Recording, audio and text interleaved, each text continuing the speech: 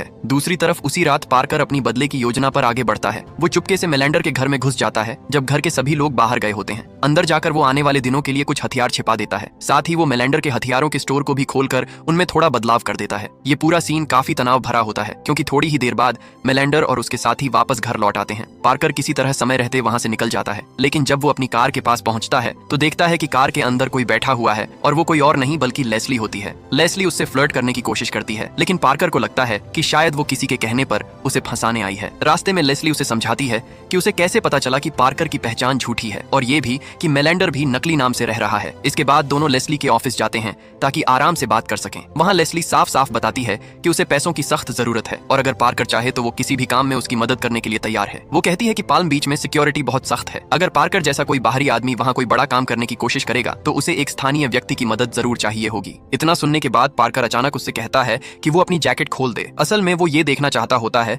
कि कहीं लेस्ली ने कोई छुपा हुआ माइक्रोफोन या वायर तो नहीं लगाया, यानी कहीं वो पुलिस या किसी और के लिए काम तो नहीं कर रही। लेकिन उसे कुछ भी नहीं मिलता है। अगले दिन लेस्ली पार्कर के साथ काम करने का उसका प्रस्ताव स्वीकार कर लेती है। इसके बाद पार्कर लेस्ली को अपना असली प्लान बताता है। वो कहता है कि मेलेंडर और उसकी टीम जल्द ही एक बहुत बड़ी चोरी करने वाले हैं और जब वो चोरी करके बाहर निकलेंगे तब पार्कर उनसे ही वो माल छीन लेगा। लेकिन बात सिर्फ चोरी तक सीमित नहीं है। पार्कर का इरादा उन सभी से बदला लेने का भी है। हालांकि अभी तक उसे ये नहीं पता होता कि वे लोग कब और कहां चोरी करने वाले हैं, लेकिन उसे इतना जरूर पता है कि इस बार उनका निशाना बेहद कीमती गहने हैं जिनकी कीमत लगभग $50 मिलियन या उससे भी ज्यादा हो सकती है। ये सुनते ही लेस्ली डर जाती है और तुरंत इस काम से पीछे हटना चाहती है। वो बताती है कि जिन गहनों की पार्कर बात कर रहा है वे शायद पाम बीच के एक बेहद अमीर और मशहूर व्यक्ति के हैं। लेस्ली के अनुसार उन्हें चुराने की कोशिश करना बेकार है क्योंकि वहाँ सुरक्षा इतनी कड़ी होगी कि कोई भी चोर तुरंत पकड़ा जाएगा। लेकिन पार्कर साफ कह देता है कि अब लेस्ली इतनी आसानी से पीछे नहीं हट सकती। तभी लेस्ली उसे एक और महत्वपूर्ण जानकारी देती है। वो बताती है कि अगली रात उन गहनों की नीलामी उस अमीर व्यक्ति के घर में होने वाली है। दोनों बाहर से उस जगह की जांच करने जाते हैं। वहीं उन्हें अचानक मेलेंडर दिखाई देता है जो वहाँ एक टेक्नीशियन का भेष बनाकर